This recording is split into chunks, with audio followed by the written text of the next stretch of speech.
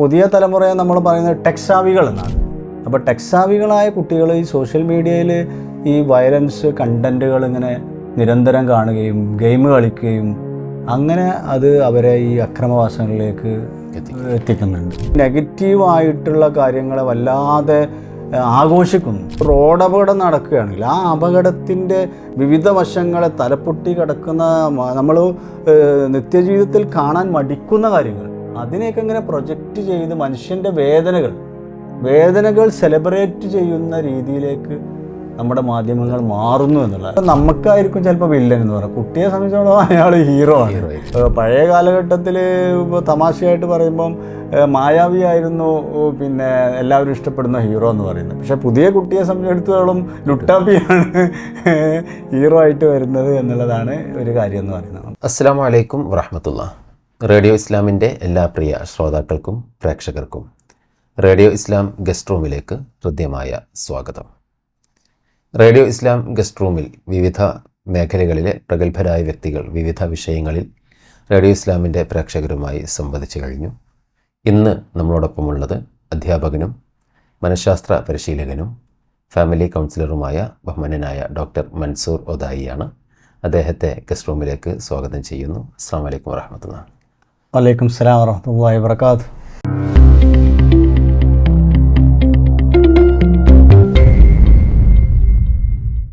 നമ്മൾ കേരളത്തിലെ നമ്മുടെ നാടിൻ്റെ ഒക്കെ ഒരു സവിശേഷ സാഹചര്യം ഇപ്പോൾ പല വാർത്തകളിലൂടെയും നമ്മൾ അറിഞ്ഞുകൊണ്ടിരിക്കുന്നുണ്ട്.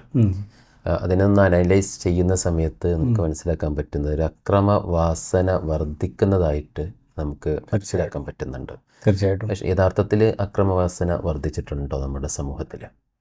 അക്രമവാസന വർദ്ധിക്കുക എന്ന് പറയുമ്പം സമൂഹത്തിൽ ഇന്ന് മൊത്തത്തിൽ ഒരു മാറ്റം വരുമ്പോൾ സ്വാഭാവികമായിട്ടും ഈ പറയുന്ന അക്രമങ്ങൾ വർദ്ധിക്കുന്നുണ്ട്, ഇല്ല എന്ന് പറഞ്ഞുകൂടാ. അതിന് പലതരത്തിലുള്ള കാരണങ്ങളുമുണ്ട്. പ്രധാനപ്പെട്ട ഒരു കാരണം എന്ന് പറയുന്നത് പിന്നെ നമ്മുടെ ഈ ഫാമിലിയുടെ ലാൻഡ്സ്കേപ്പ് മാറിയല്ലോ. ഇപ്പോൾ പഴയ കാലത്തെ അപേക്ഷിച്ച് തിരക്ക് പിടിച്ച പേരൻസിൽ തന്നെ പലരും പല തിരക്ക് കാരണം കുട്ടികളെ നെഗ്ലക്റ്റ് ചെയ്യുകയോ അവോയ്ഡ് ചെയ്യുകയോ ചെയ്യുന്ന അവസ്ഥ. അപ്പോൾ ഒരു പ്രധാനപ്പെട്ട കാര്യം എന്ന് പറയുന്നത് ഫാമിലി ആൻഡ് എൻവയോൺമെൻറ്റാണ്. കുടുംബവും സാഹചര്യവുമാണ് പ്രത്യേകിച്ച് കുട്ടികളെ ഇത്തരം അക്രമവാസനകളിലേക്ക് തള്ളിവിടുന്നത് എന്ന് വേണമെങ്കിൽ നമുക്ക് പറയാം.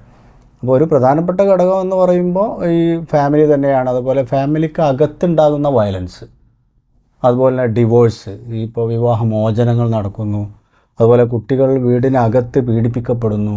അപ്പോൾ ഇത്തരം അവസ്ഥ ഉണ്ടാകുമ്പോൾ സ്വാഭാവികമായിട്ടും കുട്ടികൾ അഗ്രസീവ് ആവുക എന്നുള്ളത് അതിൻ്റെ ഒരു എന്താ പറയുക ആഫ്റ്റർ എഫക്റ്റാണ്.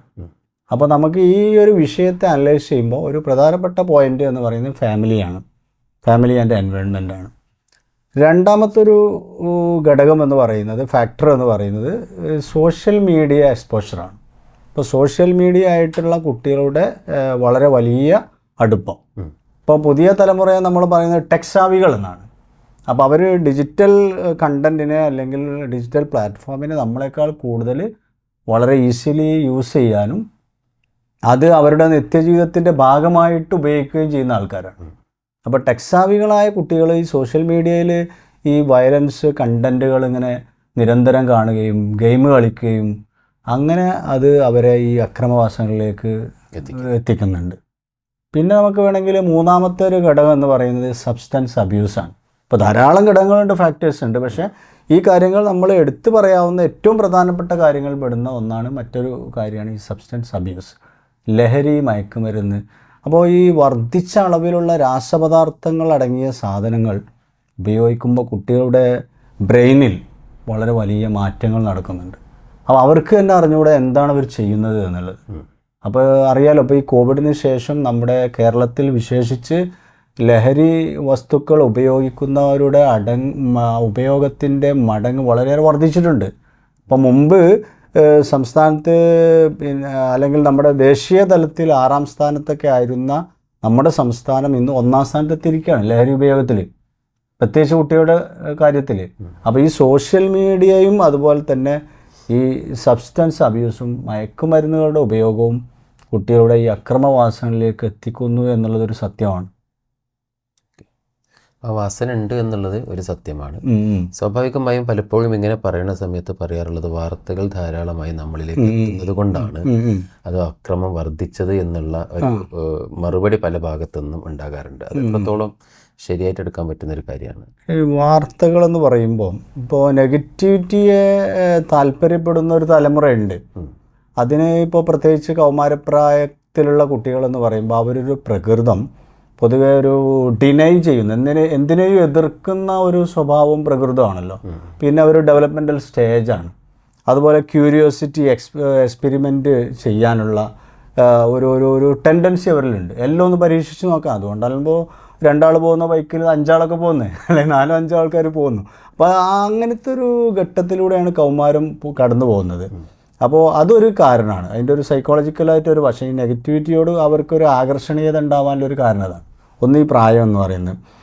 രണ്ടാമത്തെ ഒരു കാര്യം എന്ന് പറയുന്നത് ഈ നെഗറ്റിവിറ്റിയിലൂടെ അവരുടെ ഉള്ളിൽ അടിച്ചമർത്തിയ പല വികാരങ്ങളും അത് റിലീസാക്കാനും അതിലൂടെ ഇപ്പോൾ സ്വന്തം ലൈഫിൽ ചെയ്യാൻ പറ്റാത്ത പല കാര്യങ്ങളും പിന്നെ ഈ സിനിമയിൽ, മീഡിയയിലൊക്കെ കാണുമ്പോൾ അതിനോടൊരു ആകർഷണീയത ഉണ്ടാകുന്ന കുട്ടികൾക്ക് അവരൊരു എന്താ പറയുക, ഒരു അവരുടെ ഉള്ളിലൊരു സാറ്റിസ്ഫാക്ഷൻ കിട്ടുന്നു.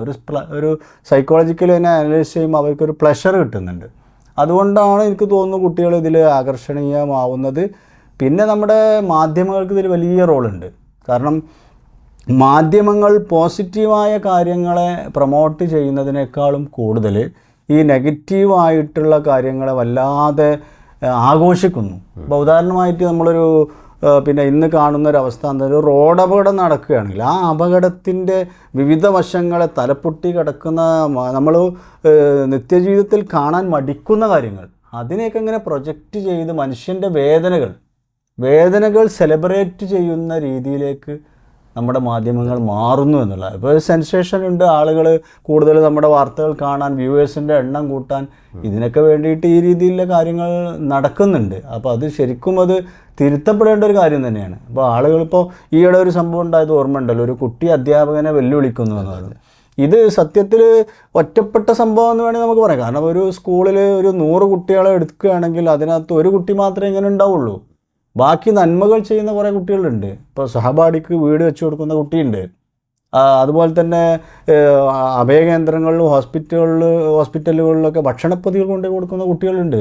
അധ്യാപകരോട് ഒത്തുനിന്ന് സമൂഹത്തിനും വിദ്യാലയത്തിനും ഒരുപാട് നന്മകൾ ചെയ്യുന്ന കുട്ടികളുണ്ട്. പക്ഷെ അവരിന്ന് ഹീറോ അല്ല, അവരെ ആരും കാണുന്നില്ല, അല്ലെങ്കിൽ അവരെ പ്രൊമോട്ട് ചെയ്യുന്നില്ല എന്നുള്ളൊരു വസ്തുതയാണ്. അപ്പോൾ ഈ നെഗറ്റിവിറ്റിയുടെ ഒരു വാർത്തകളുടെ ഒരു പ്രൊമോഷനും അതിൻ്റെ ഒരു പ്രചാരണവും കുട്ടികളിൽ നെഗറ്റീവ് ഇമോഷൻസ് ഉണ്ടാക്കുന്നുണ്ട്. അത് സത്യം തന്നെയാണ്. നേരത്തെ പറഞ്ഞ അധ്യാപകനെ ഭീഷണിപ്പെടുത്തിയിട്ടുള്ള സംഭവത്തിൽ പിന്നീട് ആ കുട്ടിയുടെ ഒരു വിഷയം കൈകാര്യം ചെയ്തതിൽ സമൂഹത്തിന് കൃത്യമായ തെറ്റ് പറ്റിയിട്ടില്ലേ? അല്ല, അത് തീർച്ചയായിട്ടും നമ്മൾ പറയലുണ്ടല്ലോ, പിന്നെ എല്ലാ കുട്ടിയും പിന്നെ പ്രവാചകൻ സല്ലല്ലാഹു അലൈഹി വസല്ലം പറഞ്ഞില്ലേ, കുല്ലു മൗലൂദിൻ യൂലദു അലൽ ഫിത്ര, എല്ലാ കുട്ടിയും ശുദ്ധപ്രകൃതിയോടുകൂടിയാണ് ജനിച്ചു വീഴുന്നത്. അവനെ കള്ളനും കൊള്ളാത്തവനും കൊള്ളരുതാത്തവനും ഒക്കെ ആക്കി മാറ്റുന്നതിൽ സൊസൈറ്റിക്ക് വലിയ എൻവയോൺമെൻറ്റിന് വലിയ പങ്കുണ്ട്. അപ്പോൾ ഞാൻ പറഞ്ഞല്ലോ, വീടിനകത്ത് സംഘർഷങ്ങൾ അനുഭവിക്കുന്ന കുറേ കുട്ടികളുണ്ട്. പലപ്പോഴും നമ്മുടെ ഈ every problem child there should be A problem എന്നാണ് പറയാറുള്ളത് സൈക്കോളജിയിൽ. അപ്പോൾ ഒരു പ്രോബ്ലം ചൈൽഡ് ആണെങ്കിൽ എന്തെങ്കിലും ഒരു പ്രോബ്ലം അവനെ തീർച്ചയായിട്ടും ഫേസ് ചെയ്യുന്നുണ്ടാകും. അതിപ്പോൾ പലരും പറയുന്നത് ലഹരിയാണ്. നിങ്ങൾ ലഹരിയാണെങ്കിൽ ലഹരിയുടെ കാര്യം ഉണ്ട്, ആ കുട്ടി അതിനകത്തേക്ക് പോകുന്ന സാഹചര്യങ്ങൾ എന്ത് എന്നുള്ളത് നമ്മൾ പഠിക്കേണ്ടതുണ്ട് തീർച്ചയായിട്ടും. ഈ കൗമാരക്കാർക്കിടയിൽ വല്ലാതെ കൂടുതലായിട്ട് വരുന്ന ഒന്നാണ് സാഹസികതകളിലേക്ക് പോകുന്നത്. നേരത്തെ പറഞ്ഞതുപോലെ 2 ആൾ പോകേണ്ട ബൈക്കിൽ 5 ആൾ. പക്ഷെ നമ്മൾ മേലെ നിന്ന് നോക്കുന്ന സമയത്ത് അതൊരു തെറ്റായിട്ട് നമുക്ക് തോന്നുന്നു. പക്ഷെ അവരെ സംബന്ധിച്ചിടത്തോളം അവരതൊരു തെറ്റായിട്ട് പലപ്പോഴും മനസ്സിലാക്കുന്നില്ല. അപ്പോൾ അത് മനസ്സിലാക്കാത്തൊരു പ്രശ്നം കൂടി അവിടെ കടന്നു വരുന്നില്ലേ യഥാർത്ഥത്തിൽ? അതിലിപ്പോൾ തെറ്റ് ശരി എന്നുള്ളത് ഇപ്പോൾ അവരുടെ തലത്തിൽ നിന്ന് നോക്കുമ്പോൾ ചിലതൊക്കെ അവരുടെ ശരികളാണ്. അവിടെ ഒരു പ്രശ്നമുണ്ട്. അത് അവിടെ നമ്മൾ ജനറേഷൻ ഗ്യാപ്പ് എന്നൊക്കെ അതിനെ ചിലപ്പോൾ വിളിക്കുന്നുണ്ട്. പക്ഷേ അപകടകരമായ രീതിയിലുള്ള തെറ്റുകളെ നമ്മൾ തിരുത്തേണ്ടത് തന്നെയാണ്. ഇപ്പോൾ സെൽഫ് ഹാമിങ് ആയിട്ടുള്ള, സ്വന്തത്തിനും ജീവനും ഒക്കെ അപകടം വരുത്തുന്ന രീതിയിലുള്ള സാഹസികത നമ്മൾ തിരുത്തണം. അതേസമയം അവരുടെ ഈ എനർജി ഇപ്പോൾ പോസിറ്റീവായിട്ട് ഉപയോഗിക്കും വേണം. അപ്പോൾ അതിനാണ് ഇപ്പോൾ സ്കൂളുകളിലൊക്കെ നാഷണൽ സർവീസ് സ്കീം, SPC, അതുപോലെ തന്നെ NCC, ഇങ്ങനെ ധാരാളം സംവിധാനങ്ങളുണ്ടല്ലോ ഒന്ന്. അപ്പോൾ ശരിക്കും വളരെ എനർജറ്റിക് ആയിരിക്കുന്ന ഈ കുട്ടികൾ, കാരണം അവർക്ക് പിന്നെന്താ പറയുക, എന്തെങ്കിലും ആക്ഷൻ വേണം. ഇപ്പോൾ നേരത്തെ നമ്മൾ സോഷ്യൽ മീഡിയയെക്കുറിച്ച് പറഞ്ഞു. ഈ കുട്ടികൾ എന്തുകൊണ്ടാണ് കുട്ടികൾ ഇപ്പോൾ ഇത്തരത്തിലുള്ള സിനിമകൾ ഇഷ്ടപ്പെടുന്നത് നമ്മൾ ആലോചിച്ചിട്ടുണ്ടോ? ഞാൻ ഇത്തരം മൂവികളും ഇത്തരം ഗെയിമുകളും ഇഷ്ടപ്പെടാനുള്ള പ്രധാനപ്പെട്ട ഒരു കാര്യം എന്ന് പറയുന്നത് അതിലെ ചടുലമായ രംഗങ്ങളാണ്, ആക്ഷൻസാണ്, ആ പവറാണ്. അതിനെ കുട്ടികൾ ഇഷ്ടപ്പെടുന്നു. അപ്പോൾ ഈ കാര്യത്തിൽ അങ്ങനെയാണ് നമ്മൾ കുട്ടികളുടെ ആ പ്രകൃതത്തെ നമ്മൾ മനസ്സിലാക്കുകയും തിരുത്തേണ്ടതിനെ നമ്മൾ സ്നേഹപൂർവ്വം തിരുത്തണം. മെത്തഡോളജിയാണ് പ്രശ്നം. ഇപ്പോൾ കൗമാരക്കാരെ കുട്ടികളോട് സംസാരിക്കുമ്പോൾ അവരൊക്കെ പറയുന്നൊരു കാര്യം, ഞങ്ങളെപ്പോഴും ഉപദേശിക്കരുത്, അല്ലെങ്കിൽ ഞങ്ങൾ ഉപദേശിക്കുന്നത് സ്നേഹത്തിലാവണം എന്നുള്ളതാണ്. അപ്പം നമ്മളെ അപ്രോച്ചിലാണ് മാറേണ്ടത്. തീർച്ചയായിട്ടും കുട്ടികളെ നമ്മൾ മാറ്റിയെടുക്കുമ്പോൾ ആ മാറ്റിയെടുക്കാൻ പറ്റുന്ന തരത്തിലേക്ക് നമ്മളിലും മാറ്റം വരേണ്ടതുണ്ട്, മുതിർന്ന ആളുകളിലും മാറ്റം വരേണ്ടതുണ്ട് എന്നാണ് പറയുന്നത്. തീർച്ചയായിട്ടും മുതിർന്നവരിൽ മാറ്റം വരണം. കാരണം നമ്മൾ ഇപ്പോൾ എന്താ വെച്ചാൽ പാരൻസിനെ സംബന്ധിച്ചിടത്തോളം ഒരു 30 വയസ്സ് അല്ലെങ്കിൽ 40 വയസ്സൊക്കെ ഉള്ള അവരുടെ ഒരു പേസിലേക്ക്, നമ്മൾ പേസ് പറഞ്ഞാൽ ഈ കാലടിയാണ്, 2 കാലുകളും തമ്മിലുള്ള ഗ്യാപ്പിനാണ് പേസ് എന്ന് പറയുക. അപ്പോൾ ഈ ഒരു പേസിലേക്ക് ചെറിയ കുട്ടികളെ കൊണ്ടുവരിക എന്ന് പറയുമ്പോൾ അത് പ്രയാസമുള്ള കാര്യമാണ്. അപ്പോൾ കുട്ടിയുടെ ഒരു തലത്തിൽ ഇറങ്ങി നിന്നിട്ട് വേണം നമ്മൾ കാര്യങ്ങൾ മനസ്സിലാക്കാൻ. അപ്പോൾ കുട്ടികൾക്ക് അവരുടേതായ സംഘർഷങ്ങളുണ്ട്, അവരുടേതായ മാനസികമായിട്ടുള്ള വിഷമങ്ങളുണ്ട്. ഇപ്പോൾ ഈ ക്രൈമിൻ്റെയൊക്കെ അല്ലെങ്കിൽ പിന്നെ നേരത്തെ നമ്മൾ സൂചിപ്പിച്ച വയലൻസിൻ്റെയൊക്കെ റീസണിൽ സൈക്കോളജി പറയുന്നൊരു കാര്യം എന്ന് വെച്ചാൽ അൺമെറ്റ് നീഡ്സ് എന്നാണ്. അൺമെറ്റ് നീഡ്സ് എന്ന് പറഞ്ഞാൽ കുട്ടിക്ക് സാക്ഷാത്കരിക്കാനാവാത്ത ആവശ്യങ്ങൾ. അപ്പോൾ അവന് സ്നേഹം എന്ന് പറയുന്നത് അവന് കിട്ടേണ്ട ഒരു വികാരമാണ്. അപ്പോൾ പലപ്പോഴും അവന് സ്നേഹം കിട്ടുന്നില്ല, അതുപോലെ തന്നെ അവന് അംഗീകാരം കിട്ടുന്നില്ല, റെക്കഗ്നിഷൻ കിട്ടുന്നില്ല. അപ്പോൾ ഈ അൺമെറ്റ് നീഡ്സ് ഫുൾഫിൽ ചെയ്യാതിരിക്കുമ്പോൾ സ്വാഭാവികമായിട്ടും അവന് പലതരത്തിലുള്ള ഡീവിയേഷൻസ് ഉണ്ടാവും, ദേഷ്യപ്പെടലുകളുണ്ടാവും, പൊട്ടിത്തെറികളുണ്ടാവും. അപ്പോൾ നമ്മൾ അക്രമം പറയേണ്ട, വീടിനകത്ത് തന്നെ നടക്കുന്നുണ്ടല്ലോ. അപ്പോൾ അത് ആ കുട്ടിയുടെ തലത്തിലേക്ക് ഈ വിഷയങ്ങൾ പഠിക്കുക എന്നുള്ളതാണ് പ്രധാനം. പ്രത്യേകിച്ച് അധ്യാപകരൊക്കെ ഒരു രംഗത്തേക്ക് മാറ്റം വരുത്തേണ്ടതുണ്ട് ആ കാഴ്ചപ്പാടിലൊക്കെ. തീർച്ചയായിട്ടും നല്ലൊരു കാര്യമാണ് പറഞ്ഞിട്ടുള്ളത്. ഈ പ്രത്യേകിച്ച് ഈ കാലഘട്ടങ്ങളിൽ, പ്രത്യേകിച്ച് കോവിഡ് കാലഘട്ടത്തിന് ശേഷം ധാരാളം സിനിമകളും സീരീസുകളും നമ്മുടെ സമൂഹത്തിലേക്ക് ഒരുപാട് എത്തിച്ചേർന്നു. പക്ഷേ ആ സീരീസുകളെയൊക്കെ പലരും സ്വീകരിച്ച ഒരു രീതിയെ നമ്മൾ പരിശോധിക്കുമ്പോൾ ഒരു നന്മയേക്കാൾ അപ്പുറത്തോട്ട് അക്രമത്തെ അല്ലെങ്കിൽ വില്ലനെ കൂടുതൽ, നമ്മൾ ഇൻസ്റ്റാഗ്രാമൊക്കെ നോക്കുന്ന സമയത്ത് വളരെ കൃത്യമായിട്ട് മനസ്സിലാക്കാൻ പറ്റും. ഈ വില്ലൻ ക്യാരക്ടേഴ്സിന് ആ ഒരു BGM ഒക്കെ ഇട്ട് ഒരു ആരാധിക്കപ്പെടേണ്ട ഒരു ഭാഗമായിട്ട് മാറ്റുന്ന ഒരു രീതിയുണ്ട്. ഇതിന് ഒരു കാരണം എന്തായിരിക്കും? അതിൻ്റെ ഒരു ഞാൻ നേരത്തെ സൂചിപ്പിച്ചതുപോലെ അവിടെ ഒരു ചെറിയൊരു സൈക്കോളജി ഉണ്ട്. ഒന്ന്, ഈ പലപ്പോഴും വില്ലന്മാർ ഈ സ്ക്രീനിൽ പ്രത്യക്ഷപ്പെടുന്നത് സമൂഹത്തിലെ ചില ദുരാചാരങ്ങളെയോ അല്ലെങ്കിൽ സമൂഹത്തിൻ്റെ ചില കെടുതികളെയോ ഒക്കെ വെല്ലുവിളിക്കുകയും എന്നിട്ട് ഒരു എന്താ പറയുക, ഒരു നന്മയ്ക്ക് വേണ്ടിയിട്ട് തെറ്റായ വഴികൾ സ്വീകരിക്കുന്ന അല്ലേ, അത് പലപ്പോഴും കാണുന്നുണ്ട്. അതൊരു കാര്യമാണ്. പിന്നെ ഞാൻ നേരത്തെ പറഞ്ഞതുപോലെ ഈ വില്ലൻ എന്ന് പറയുമ്പോൾ നമുക്കായിരിക്കും ചിലപ്പോൾ വില്ലൻ എന്ന് പറയുന്നത്, കുട്ടിയെ സംബന്ധിച്ചിടത്തോളം അയാൾ ഹീറോ ആണ്. അതായത് നമ്മുടെ ഹീറോ മാറി വരുന്നു എന്നാണ്. ഇപ്പോൾ പഴയ കാലഘട്ടത്തിൽ ഇപ്പോൾ തമാശയായിട്ട് പറയുമ്പം മായാവിയായിരുന്നു പിന്നെ എല്ലാവരും ഇഷ്ടപ്പെടുന്ന ഹീറോ എന്ന് പറയുന്നത്. പക്ഷേ പുതിയ കുട്ടിയെ സംബന്ധിച്ചിടത്തോളം ലുട്ടാപ്പിയാണ് ഹീറോ ആയിട്ട് വരുന്നത് എന്നുള്ളതാണ് ഒരു കാര്യം എന്ന് പറയുന്നത്. അപ്പം ഈ ഒരു കാര്യമുണ്ട്. പിന്നെ സിനിമകൾ, അവിടെ വേറെ സംഭവം കൂടി നമുക്ക് പറയേണ്ടതെന്ന് വെച്ചാൽ ഇത് പരസ്പരം ഇൻ്റർ കണക്റ്റഡ് ആണ്. അതായത് വയലൻസ് ഇഷ്ടപ്പെടുന്ന ഒരു സൊസൈറ്റി ഉണ്ടാകുമ്പോൾ, ഒരു ജനറേഷൻ ഉണ്ടാകുമ്പോൾ ആ രീതിയിലുള്ള സിനിമകളും വീഡിയോസും നിർമ്മിക്കപ്പെടുന്നു. അപ്പോൾ അതിന് പ്രചാരകരുണ്ടാവുന്നു. അപ്പോൾ വീണ്ടും ഈ വയലൻസ് വർദ്ധിക്കുന്ന അവസ്ഥ ഉണ്ടാകുന്നു. ഇപ്പോൾ സിനിമകളൊക്കെ കുട്ടികളൊക്കെ സ്വാധീനിക്കുന്നു എന്നുള്ള വാർത്തകളൊക്കെ നമ്മൾ കാണുന്നുണ്ടല്ലോ. അപ്പോൾ ഇത് പരസ്പരം ഒരു മ്യൂച്വൽ കണക്റ്റഡ് ആണ് എന്ന് വേണമെങ്കിൽ പറയാം. ഈ നേരത്തെ പറഞ്ഞ സീരിയൽ കില്ലേഴ്സിനെ അവർക്ക് കൊല്ലാനൊരു കാരണമുണ്ട് എന്നുള്ളതിന്റെ പേരിലാണ് ഇത്തരത്തിൽ ആഘോഷിക്കുന്നതും അവരെ പോലെ ആകണം എന്ന് ആഗ്രഹിക്കുന്നവരുണ്ട്. പലപ്പോഴും ഞാനൊരു സൈക്കോ ആണ് എന്ന് പറയുന്നതിലൊക്കെ അഭിമാനം ഉണ്ടാകുന്ന ചില ആളുകളൊക്കെ വളർന്നു വരുന്നുണ്ട്. അതിനും കാരണം ഈ പറഞ്ഞ രീതി തന്നെ ആയിരിക്കും. അത് അവിടെ നമ്മൾ വേറൊരു കാര്യം കൂടി മനസ്സിലാക്കണം. ഇപ്പോൾ ഇത്തരം സംഭവങ്ങളെ ഇപ്പോൾ നമ്മൾ ഈ മനുഷ്യൻ്റെ വേദനകളെ, അതല്ലെങ്കിൽ നമ്മളിപ്പോൾ മുമ്പൊക്കെ നമ്മൾ സിനിമകളിൽ ഒരു വെടിവെപ്പോ കുത്തി കൊല്ലലോ അങ്ങനെയൊക്കെ കാണുമ്പം പഴയൊരു ജനറേഷൻ എന്ന് പറയുന്ന പഴയ ആളുകളെന്ന് പറയുന്നത് കണ്ണുവത്തുമായിരുന്നു, അല്ലെങ്കിൽ ആ സമയം അവിടുന്ന് മുഖം തിരിക്കുമായിരുന്നു. പക്ഷേ ഇന്നത്തെ ജനറേഷൻ അല്ലെങ്കിൽ നമ്മൾ നേരത്തെ പറയപ്പെട്ട ഈ വിഭാഗം എന്ന് പറയുന്നത് ഇത്തരം രംഗങ്ങൾ കാണുമ്പോൾ അത് ആസ്വദിക്കുകയാണ്. ഇപ്പോൾ ഉദാഹരണമായിട്ട് ഇപ്പോൾ എനിക്ക് തോന്നുന്നു ഈയിടെ മലയാളത്തിൽ പോലും ആ രീതിയിലൊരു സിനിമ ഇറങ്ങിയെന്ന് തോന്നുന്നു. അപ്പോൾ എന്താ പറയുക, പിന്നെ വാളുകൊണ്ട് മരം മുറിക്കുന്ന വാളുകൊണ്ട് മനുഷ്യൻ്റെ ശരീരം മുറിക്കുമ്പോൾ അത്തരം കാഴ്ചകൾ കാണുമ്പോൾ അത് കണ്ണടക്കുകയോ വേദനിക്കുകയോ ചെയ്യുന്നതിന് പകരം അത്തരം സിനിമകളെ കുറിച്ച് എങ്ങനെയുണ്ട് സിനിമ എന്ന് പറയുമ്പം അടിപൊളി വയലൻസ് എന്ന് പറയുന്ന തരത്തിലേക്കുള്ള സൈക്കോപാത്തുകളായിട്ടുള്ള ഒരുതരം മനോരോഗികളായിട്ടുള്ള ആളുകളെ സൃഷ്ടിക്കപ്പെടുന്ന പ്രക്രിയ ആണ് യഥാർത്ഥത്തിലൂടെ നടക്കുന്നത് എന്ന് വേണമെങ്കിൽ പറയണം. ഇത് വലിയ സൈക്കോളജിക്കൽ അല്ലെങ്കിൽ സോഷ്യോളജിക്കലായിട്ടുള്ള ഒരു ഇമ്പാക്റ്റ് ഉണ്ടാക്കുന്നുണ്ട്. വളരെ തെറ്റായ രീതിയിൽ കുട്ടികളെ അല്ലെങ്കിൽ പുതിയ ജനറേഷനെ ഇത് സ്വാധീനിക്കുന്നു എന്നുള്ളത് വളരെ നമ്മൾ ഗൗരവത്തോടെ കാണേണ്ട ഒരു വിഷയമാണ്. കാരണം ഈ വില്ലൻ കഥാപാത്രങ്ങളെ ഇഷ്ടപ്പെടാനുള്ള ഒരു കാരണം എന്ന് പറയുന്നത് നേരത്തെ പറഞ്ഞ പോലെ സൈക്കോളജിക്കൽ ഒരു വശം കൂടി ഉണ്ട്. അത് ഞാൻ നേരത്തെ പറഞ്ഞ ഒരു പവർ സീക്കിംഗ് ആണ്. അപ്പോൾ ഇത്തരം കാര്യങ്ങൾ സ്വന്തം ലൈഫിൽ ചെയ്യാൻ കഴിയാത്ത ചില കാര്യങ്ങൾ വില്ലൻ ചെയ്യുന്നത് കാണുമ്പോൾ ഉണ്ടാകുന്ന ഒരു സാറ്റിസ്ഫാക്ഷൻ, പിന്നെ ഒരു ഇത്തരം സോഷ്യൽ മീഡിയയിലോ അല്ലെങ്കിൽ മീഡിയൻ്റെ മുമ്പിലോ ഒരു സുരക്ഷിതമായ സ്ഥലത്ത് തൻ്റെ ഉള്ളിൽ അടിച്ചമർത്തപ്പെട്ട അഗ്രഷൻ, ആങ്കർ, ഇതുപോലത്തെ വികാരങ്ങളൊക്കെ എക്സ്പ്രസ് ചെയ്യുന്ന അല്ലെങ്കിൽ ഉള്ളിൽ അത് ആസ്വദിക്കുന്ന തരത്തിലേക്ക് പോവുകയാണ്. അപ്പോൾ അങ്ങനത്തെ ഒരു മനഃശാസ്ത്രപരമായിട്ടുള്ള ഒരു കാര്യമുണ്ട്. ഒരു റിവാർഡ് സിസ്റ്റം ഉണ്ട്.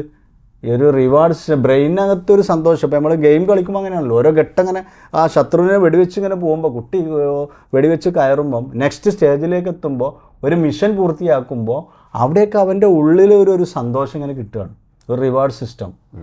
അപ്പോൾ ഇതൊക്കെ ഒരു കാരണമാണെന്ന് പറയാം. പുതിയ കാലഘട്ടത്തിൽ കുട്ടികൾ കൂടുതലും സെൽഫ് സെൻറ്റേർഡായി പോകുന്നുണ്ടോ? അതല്ല ഒരു എമ്പതി, ഒരു സോഷ്യോ സമൂഹത്തെ ബന്ധപ്പെട്ട് പോകാനുള്ളൊരു കൾച്ചർ, ഇതൊക്കെ വളർന്നു വരികയാണോ ചെയ്യുന്നത്? അതെല്ലാം കൂടുതലും സെൽഫ് സെൻറ്റേർഡായി പോകുന്ന ഒരു സാഹചര്യമാണോ കൂടുതലായിട്ടുള്ളത്?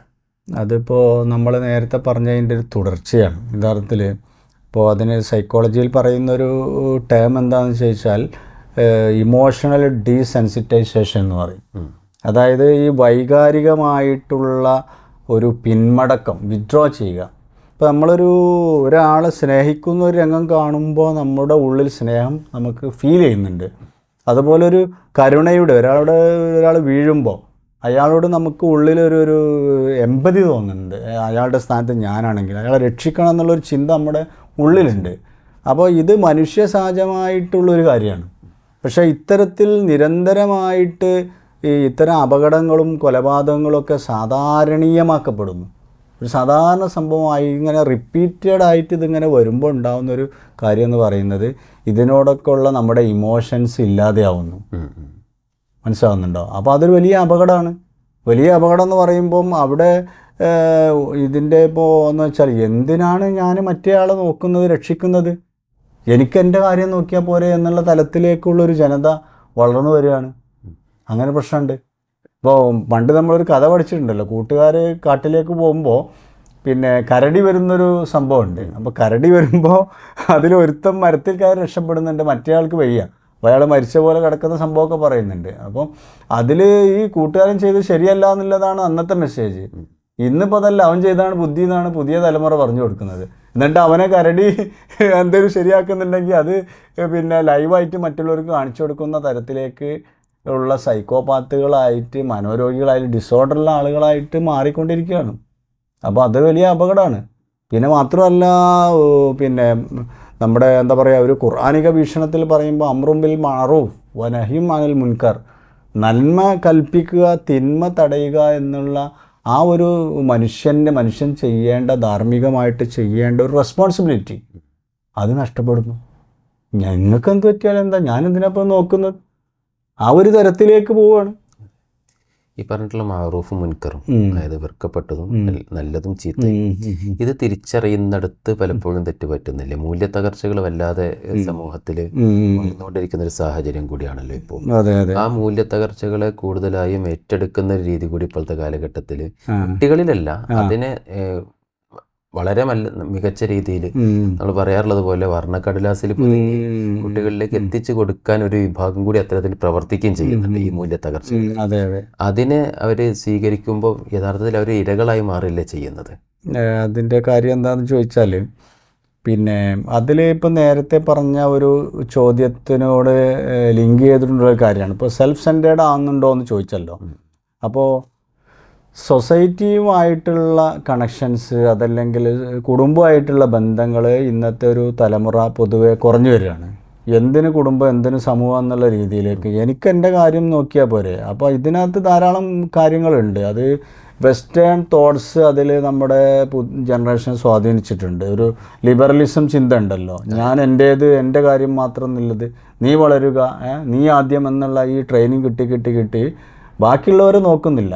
അപ്പോൾ ആ രീതിയിലുള്ളൊരു ചിന്ത വന്നപ്പോൾ സെൽഫ് സെൻറ്റേർഡായി മാറിയപ്പോൾ ഉണ്ടായ ഒരു കാര്യമാണിത്. അതൊന്ന്.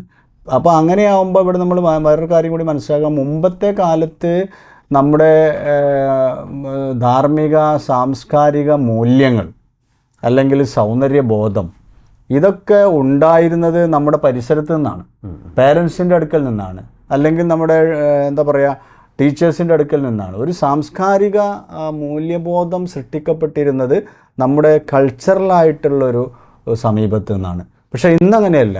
ഇന്ന് വാല്യൂസ് എന്ന് പറയുന്നത് ഇൻ്റർനാഷണൽ വാല്യൂസായി മാറി. കാരണം ഡിജിറ്റലായിട്ടുള്ള ഒരു ആക്സസ് വളരെയേറെ ഉള്ളതുകൊണ്ട് അത്തരം ഒരു സാംസ്കാരിക അധിനിവേശം വേണമെങ്കിൽ പറയാം. അപ്പോൾ ഇത്തരത്തിലുള്ള സാംസ്കാരിക അധിനിവേശം വന്നപ്പോൾ സ്വന്തം സംസ്കാരത്തോടൊരു പുച്ഛ മനോഭാവം തോന്നി. ശരിയല്ല ഞാൻ പറഞ്ഞത്? എന്നിട്ട് മറ്റുള്ളവരുടെ സംസ്കാരമാണ് ഏറ്റവും വലുത് എന്നുള്ളിടത്ത് തോന്നി. അങ്ങനെ ഒരു സംഭവം ഉണ്ടായി. അപ്പോൾ തമാശയായിട്ട് പറയാനുണ്ട്, നമ്മുടെ ഭക്ഷണം, പ്രത്യേകിച്ച് നമ്മുടെ കേരളീയ ഭക്ഷണത്തിൽ പ്രധാനപ്പെട്ട ഒന്നാണ് കഞ്ഞി എന്ന് പറയുന്നത്. അപ്പോൾ ഈ കഞ്ഞി എന്ന് പറയുന്നത് നമുക്ക് പോഷക ഗുണമുള്ള, നമ്മുടെ ശരീരത്തിന് ഉന്മേഷം നൽകുന്ന ഒരു ഭക്ഷണം. ആ ഭക്ഷണത്തെ ഇന്ന് ഉപയോഗിക്കുന്നത് എന്തിനാ? ഓൻ കഞ്ഞിയാണെന്ന് പറഞ്ഞാൽ എന്താ അർത്ഥം? മറ്റു ഒന്നിനും കൊള്ളാത്ത ഒരു സാധനമായിട്ട്, അല്ലെ, ഒരു മനുഷ്യനെ മോശമാക്കാനുള്ളൊരു പ്രയോഗമായിട്ട് നമ്മൾ വളരെ മൂല്യത്തോടു കൂടി ഉപയോഗിക്കുന്ന ഒരു ഭക്ഷണത്തെ ഉപയോഗിക്കുന്ന ഒരവസ്ഥ വന്നു.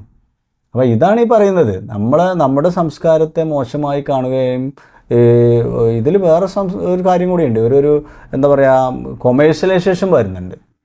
ഇൻ്റർനാഷണൽ മൾട്ടി കമ്പനികൾ നിർമ്മിക്കപ്പെടുന്ന സൗന്ദര്യബോധവും സാംസ്കാരിക ബോധവും നമ്മുടെ യുവാക്കളെയോ യുവജനങ്ങളെയോ അല്ലെങ്കിൽ പുതിയ ജനറേഷനെയോ ഒക്കെ തന്നെ നമ്മളെയൊക്കെ തന്നെയോ സ്വാധീനിക്കുന്നു എന്നർത്ഥം. അവർ കുട്ടികൾ പിന്നെ എങ്ങനെ നന്നാവണം, മെച്ചപ്പെടണം, ഉയരണം എന്നുള്ള പിന്നെ ഒരു ആഗ്രഹം ഉള്ളിൽ കൊണ്ടു നടക്കുന്ന ആൾക്കാരാണ്. പിന്നെ വിശേഷിച്ച് പിന്നെ നമ്മുടെ അമ്മമാരും ഉമ്മമാരും ഒരുപക്ഷെ തീർച്ചയായിട്ടും കുട്ടിക്ക് വേണ്ടിയിട്ട് തന്നെയല്ലേ നമ്മുടെ ഫാമിലിയൊക്കെ ജീവിക്കുന്നത്. ഈ പ്രവാചകൻ്റെ മെത്തേഡ് അതിന് ഏറ്റവും പ്രധാനപ്പെട്ട കാര്യമാണ്. ഇപ്പോൾ പ്രവാചകൻ കുട്ടികളോട് ഒരു കാര്യം പറയുമ്പോൾ, ഒരു കൂടെയുള്ള കുട്ടിയോട് പറയുമ്പോൾ ആദ്യം പറയും ഞാൻ നിന്നെ സ്നേഹിക്കുന്നു എന്നുള്ളതാണ്.